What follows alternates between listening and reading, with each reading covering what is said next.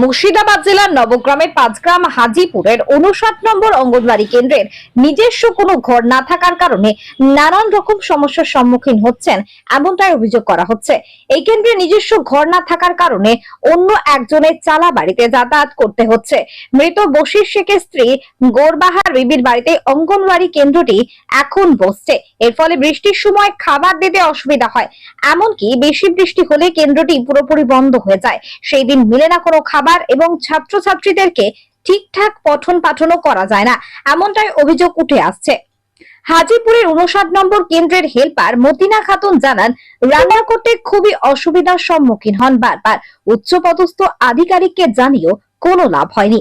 এদিকে মালিক বলছেন, গলিতে কেন্দ্রটি হওয়াতে যাতায়াতের খুব সমস্যা হচ্ছে, তাই আর বেশি দিন এখানে কেন্দ্রটি করাতে দিতে পারবেন না।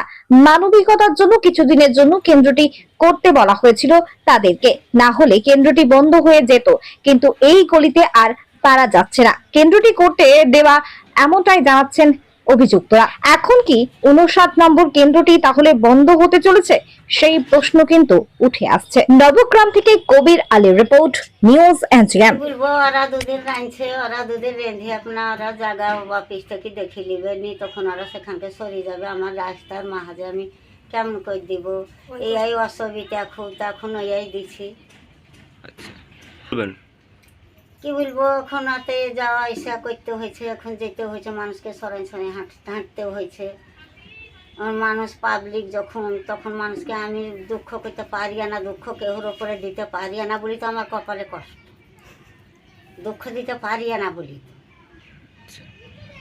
রান্না বান্না খুব কষ্টই হয়, জল পড়লে ভিজে ভিজে করতে হয়। যেদিন জল হয় সেদিন, খুব জল হলে সেদিন হয় না, বন্ধ থাকে সেন্টার। ছেলেদের ক্লাস হয় না ভালো, জল হলে তো বসবে কোথায়, জায়গায় তো নাই।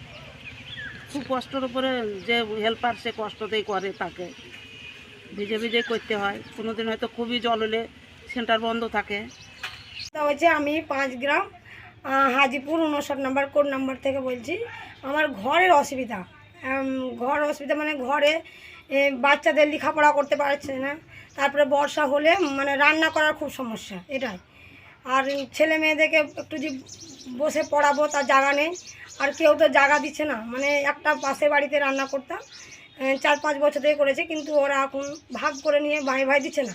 দিয়ে স্কুলটা বন্ধ হয়ে যাচ্ছিলো, দিয়ে পাশের বাড়ি বসিচ্ছে ওনার স্ত্রী বলছে স্কুলটা বন্ধ হয়ে যাবে, তাইলে তোমরা কী করবে, তাহলে আমার বাড়িতে এখন রান্না করে বাচ্চাদেরকে দিয়ে দাও। মানে স্কুল বন্ধ হলে তো খাবার পাবে না বাচ্চারা, তোমরা তো অন্য চলে যাবে, কি যাই হোক বন্ধ হবে, সেই জন্য ওনারা একটুকু জায়গাটা দিয়েছে যাতে বাচ্চারা খেতে পায়। তাই রান্নাটা করি। আর মধ্যে মাঝে মানে জল বৃষ্টি হয় না, এমনি খরার দিকে তখন বাচ্চাদেরকে একটু এই গলির মধ্যেই পড়ানো করি, যেমন বাচ্চারা সেরকমভাবে পড়ানো করি, কিন্তু বর্ষাকালে এলে খুবই অসুবিধা হয়। তাই আমার অফিসে সরকারের কাছে অনুরোধ, যাতে আমার একটা ঘর দেওয়া হয়, তার সুব্যবস্থা যেন করা হয়।